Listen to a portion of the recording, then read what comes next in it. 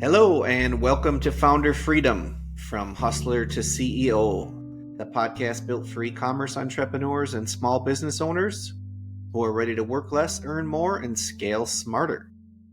I'm your host, Stephen Palmer, and today we're diving into a story behind a watch brand that blends vintage soul with modern precision. Meet Christian Champion, founder of Ocean Crawler, a US-based watchmaker crafting mechanical dive watches that collectors and adventurers can both admire. Let's jump in with Christian. Welcome, Christian. How are you today? Good. Happy to be here. Awesome. Thank you. Happy to meet with you as well. Can you introduce your company and tell us a little bit about what your company offers to the world? Yeah. So, Ocean Crawler is an American dive watch company. So we manufacture high-end dive watches that use self-winding automatic movements, and we build in small batches here in America. So they're all assembled here in the U.S. Nice. So what inspired you to create Ocean Crawler? I've always been fascinated by watches ever since I was like maybe say 6 or 7 years old. I just loved looking at just the case backs of my dad's watches and Mm-hmm. fascinated by the detail. But I just kind of liked them and loved them, but never really did anything about that for a while. I guess once later in life, I discovered, hey, that's actually one of the things I love. Why not start a watch brand, right? So it was just a natural progression. But I've always been an entrepreneur, so I've always built businesses. So I guess you go from sometimes building something to make money to building something because you just like Yeah, it. to follow And your that's passion. that's Ocean Crawler. Yeah, it's just something I built because I like it. Yeah. Cool. That's awesome. So when you were getting ready to launch into this business, what kind of gaps did you find that you could fit Ocean Crawler's mission statement into? Yeah. So I've always liked the high end stuff, high specs, high end, especially diving watches. And what just really got me was that a lot of them were 8, 10, $12,000, especially the stuff that I liked, and a lot Mm-hmm. of it was I just didn't feel like I wanted to spend that much money. So I just figured, hey, let's find a way to build the same stuff, maybe even better, just exactly what I'm looking for, and just be more honest and provide that to the market. Nice. So better kind of a price point gap that you're chasing a little bit. Yeah, I would say so. I mean, I just couldn't find exactly what I wanted, basically. But even Okay. with the higher end brands, it was not all there. But even if it was close, it was just a little bit too expensive for my taste in a way because Mm-hmm. Mm-hmm. I like to use my watches. I'll wear them anywhere. So I'll do sport. I'll go to the gym. I'll wear them to dinner. I didn't want to have to baby the watch and feel like, oh, okay, well, I just spent $25,000 in this watch. I'm gonna take it off because I'm at the pool. Yeah. So I just didn't want to feel that way. But at the same time, I want those same specs and same quality. And I figured, hey, let's build it in a package that is you're not going to be afraid of doing all that stuff that you enjoy doing I like with a it. I watch. like it. Yeah. So you kind of found this gap of function and cost and livability, and that's what you kind of discovered that might have been a little bit broken with all your competitors that you probably compete with now. So Yeah, especially if you think the way I think, right? I mean, I'm sure there's people out there that don't even care. Oh, well, $25,000 watch, I'll just take it, and if it gets or if it breaks, I'll buy another one. But no, yeah, I just felt like I wanted to build something that will last a lifetime. You can pass on to your kids, and also that you will enjoy wearing and not worry about all those things that you wear yeah, nowadays. that's The pretty brand, nice.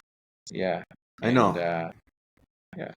Men are funny about luxury items because we don't have to be flashy necessarily. Yeah. That was my problem with the what was in the market. It's like what I liked was maybe there's something close out there, but maybe at the same time, if you're buying it, you're kind of buying it because of the brand recognition and more so Mm-hmm. than anything else. So you're kind of Mm-hmm. like being flashy. I don't know. I just felt like yeah, there was definitely a gap in the market for it, and it's, Cool. it was a natural.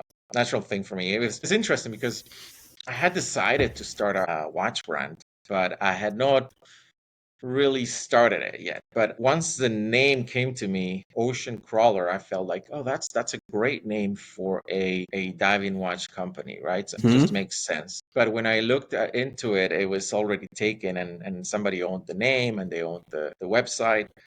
But it was interesting because I was just sipping my coffee at a coffee shop. I was actually in St. Petersburg, Florida at the time. And it just happened. I just sent an email to this person out of nowhere and said, "Hey, would you sell it?" And they told me their price. And then I was still on the same cup of coffee, and I was sending them money. So at that point, I was like, "Yeah, I gotta do this now." I mean, it's one of those things. I think in business, sometimes you just have to pay money to somebody in a way, and Yeah. then you're gonna have to start the thing that day, or Yep. yeah, you don't Well, know yeah, what's gonna that's a commitment there, right? Because that's a commitment. that's a So commitment. that's how it came. And I always think it's interesting how the name comes first and the business comes after that. Sometimes people start businesses and they don't have a name, right? So True. it was interesting how that happened. Yeah, and there's a lot of bad names out there where, if you read the name and you don't know what's happening, that's a problem. But Yeah, you yeah, covered that's that true. with Ocean Crawler for sure. I think it's an intriguing name actually. Doesn't Yeah, really and tell you that it's a watch necessarily, but it's yeah, definitely intriguing. yeah. Yeah, and you'll see it in our case backs. A lot of, all our case backs are very detailed. So when you look, Hmm. turn the watch and look into it, the designs that we use on the case back, they're always about like an ocean crawler in a way. Like Oh. one of the first ones we used was a trilobite. It's like a 400-year-old, 400 million year old fossil in a way on the case Mm. back. So it makes you feel like the brand instead of like putting the name, we just put different ocean crawlers from Oh, different cool. times.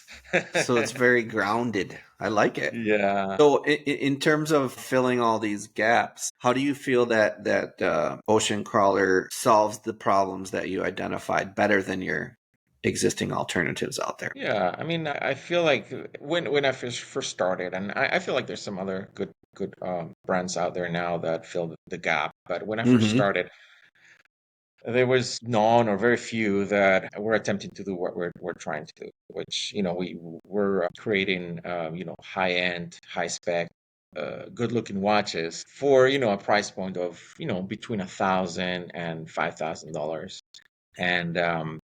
And yeah, I mean, I feel like we filled the gap there, and there's other brands now. We're definitely not the only ones doing that.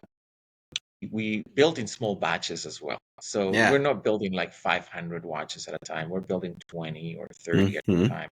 And we use master watchmakers based in the US to assemble these watches. So, Hmm. you're getting like a really good deal because Yeah. the same type of watchmaker building, the higher end brands, like maybe Tech Leap, or even Rolex, or some other brands, Hmm. it's the same level of craftsmanship going into this watch, and Yeah.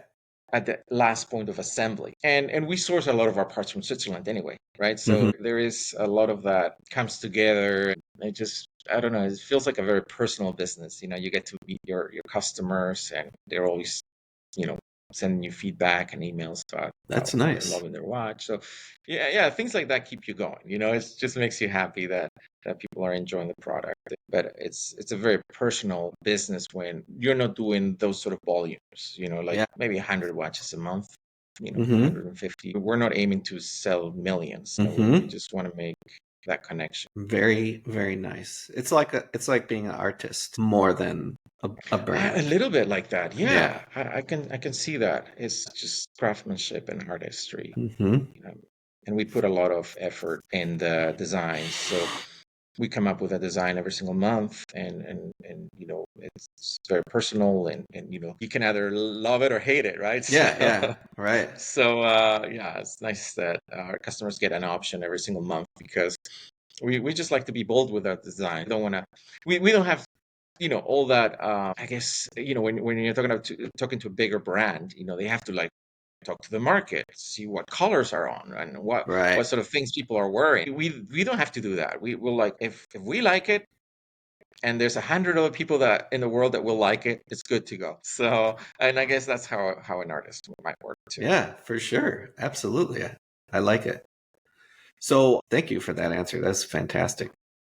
So in thinking about new shoppers coming into your website store, right? Because that's where you most is that where you mostly sell your product? Yes, so there's a good 90% of our sales come from our website. So we have a store, a retail store, but it's more like an office or a workplace for us that Yeah. doubles as a retail store. So we don't really look to sell, in retail stores, but Right. we do get calls every so often. Hey, we really want to carve your watch and your brand. So we will sell to retailers, but we don't really look for Not that. out looking for that. Yeah. Although I think that might be our next step if we have the volume Sure. to provide. Yeah. Sure. So where I was going with this question was so when new customers come into your store, what do you think is the biggest misconception that they Mm. face when they land on your website and are looking at your homepage? Like for the first time? Mm-hmm. Um, it's a good question. I guess it depends, right? If they don't know anything about us, I guess they will be intrigued. I think the customer journey is on average, right? It takes them in a path of research, right? So Yeah. they'll probably look at the watches. If they like them, they'll be like, oh, I want to buy this, but why is it $1,000 or why is it $2,000 for this? Mm-hmm. Then they'll go on YouTube. They'll see what other people are saying about it. Maybe they'll go on Reddit. They'll they'll read somebody else's review. We have an owners club on Facebook, so there's like Okay. 700 owners that talk our watches every day. So I mean, there's definitely like a research um, time for the average customer. I mean, a lot of people find it like find that it might be a big purchase, so they want to Mm-hmm. maybe learn a little bit more. Yeah. So luckily, there's now a lot of information about the brand. I think it was a challenge at first, maybe the Yeah. first 6 months, maybe um, people just had a lot more resistance. We would find comments like, because there's all types of watches out there, right? So there's Sure. $20 watches. So you could go to Macy's, find a $100 watch. So there's different qualities as well.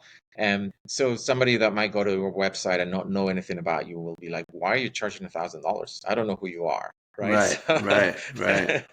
But once and if you're a collector, you will understand because you'll see the specs of the watch and the materials used, and you'll be like, oh yeah, that's why it costs that much. But if somebody's not a collector, if it's just somebody learning about the brand, they will probably have to research it and see why is it that we're charging that much.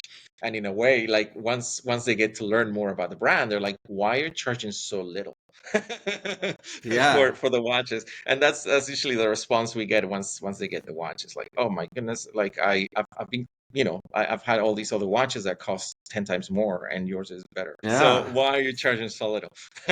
That's Yeah. awesome. That's an Yeah. awesome play on the buying public for sure. I just want to Yeah, so interject that there's I had different an paths. I mean, it's so interesting because yeah, the customer, it just depends whether it's a collector that buys a lot of watches every year and they know their stuff and specs, and then there's the person that just loves the look, but there might be some resistance because we're not in the mainstream, right? So we're not a right. mainstream brand. Maybe in some collector circles we might be, but not in the real mainstream of things. It Nice. takes some time to research. And I Very. think that's something that a lot of brands trying to go high end or maybe luxury will Mm-hmm. find, at least for the first 6 months to 5 years. It Yeah. takes time. I'm talking with quite a few handful of other brand owners that are in that kind of luxury space, and they've all said the same thing. It's like it took a long time to build this brand, and we're very Yes. protective of it and our messaging and where our ads or whatever type of advertising that we do, where it shows up, because we don't want to dilute the quality of the brand. Yeah. Yeah. So there's a different way of going about things as well, and maybe marketing and the relationship you might have with the customer is different Yeah. when you're selling, you know, premium or luxury. It's Mm-hmm. just a completely different And market. custom stuff. Yeah. I love it. I like custom stuff too much. Can't have custom everything though. Oh yeah. No, absolutely. You just have to find the stuff that you really like, Mm-hmm. focus on that, and then everything else, you can be practical about it. Yeah. So, do you have a success story that you could talk about? Something that you'd like to talk about? It could be customer related. It could be, brand Yeah, I mean, related. it's just the feedback we get, and it seems like most people are so happy. I mean, there's always issues, but most people just email us to tell us how happy they're about receiving their watch and how much they're enjoying it. So that's like 99% of people, and I just love to hear from customers like that. There is, a story here and there, like a diver was wearing his dive computer and our ocean crawler watch, and then his dive computer failed, and then he used the watch to time his ascent and basically saved his life. Stories Mm, like that. And you're thinking, that's a okay, good that's pretty story. cool. I love that the watches are being used as a backup because computers are far more efficient and better at telling you things nowadays. Sure. But if it's being used as a backup to dive, I think that's fascinating, and a lot of people like to go diving with them because that's what they're built for. Know that I think 90% of people buy them just to wear them, right? Because Sure. that's the Sure. It's like style. But there will be a good 10% that takes them down on their dives, and they take pictures and they send us pictures. And I love to receive those emails or oh, pictures of that's fantastic. wrecks and different places around the world. That's cool. So, are there any trends that are shaping the future of ocean crawler, you think? As far as I mean, like we went industry trends. in the industry. I would say um, things move slowly in the self-winding automatic industry in a way. It's like the luxury industry of self-winding watches. Technology has not changed in 200 years, right? So a lot Right. of things are moving slower than anything else. But yeah, I mean, I'm seeing a lot more brands. I think I'm seeing a lot more passionate individuals like myself that. Hmm. Uh, just thought, hey, I just love watches, but the specific type of watch that I'm looking for is not available. So why not start a brand? So I think there's smaller brands opening. I don't know how small you can be Yeah. because obviously you want to make money and you want it to be a business. But I'm seeing a lot more of the smaller type, one release a year brands opening, Mm. which that probably means they're only making a couple $100,000 a year. Still, that's happening a lot and focusing on a specific type of model and market. So there's a lot of that going on, and less and less retail. I mean, I think retail's never a bad idea, but I don't think it allows for brands that are built direct to consumer, right? So if a lot of the time you're forced to make a decision whether you want to go on retail or you want to focus on selling direct to your customers at a certain Hmm. price, because you sell at a price that makes sense to you, but retailers want you to sell for double the price at Yeah, least. they got overhead, big So overhead. then you're entering the same market that all these other brands are in. So you just have to make a decision, and I don't think that's going to change in the near future anyway. Right. Cool. So, do you have any advice for other business owners that are looking to stay ahead of the curve? Either it could be in general as an entrepreneurial kind of thinker. So, or it could be specific to your niche, whatever you're feeling. Yeah. Um, just you just have to have focus at first. I think a lot of businesses make a mistake in trying to do a lot of different things at once, and they can get stretched thin trying to grow. But if something's working, just focus on what's working and not try to like expand too quickly. I think especially at the beginning, you have to have a certain amount of focus. You got to Yeah. create your heroes, as they Yeah. say in retail e-commerce. Yeah. 90-10 rule, not the 80-10, 80-20 rule. It's 90-10. It's 90/10. Yeah. Yeah. Yeah, you have to remind yourself that every day. There is so many different distractions, and suggestions, and people like to give you feedback about like, oh yeah, there's other colors, why not this colors. You just have to like say, oh, you just focus on what you have and make it better, because you could get distracted so easily. there's Yeah, there's so many ways you can be stretched out. for sure. So what's next for your company looking ahead, kind of short term? We're coming up with a lot of, we're using a lot of different different materials. We just released a forged carbon fiber watch. We've done them in different stones. Now we just released one that had a meteorite dial. So we just like to try different materials and keep coming up with bold designs and, and, Mm-hmm. and, and things that have not been tried before. I think recently what we did with the meteorite is we put some blue plasma on it, and also we released the meteorite that had gold. Um, Okay. so you can do things with materials, mix them together, and then you have space gold, right? So Yeah, I that like was a it. new design, and there was the blue plasma meteorite. We just had a couple of other releases are coming up, but it's just about having fun and mixing things up. I like it. That's awesome. So, thanks for all the conversation, Christian. It's been wonderful. Yeah, just happy to share as much as I can with you guys, and Sure. yeah.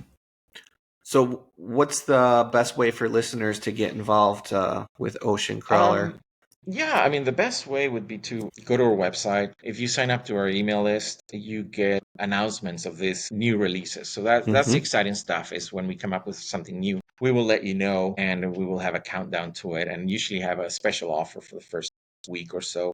Sure. So you don't want to miss those things, because that's the best time to buy, is right at the pre-order stage. You save some money, and also you're one of the first ones to get it. Best Beat all your brothers way.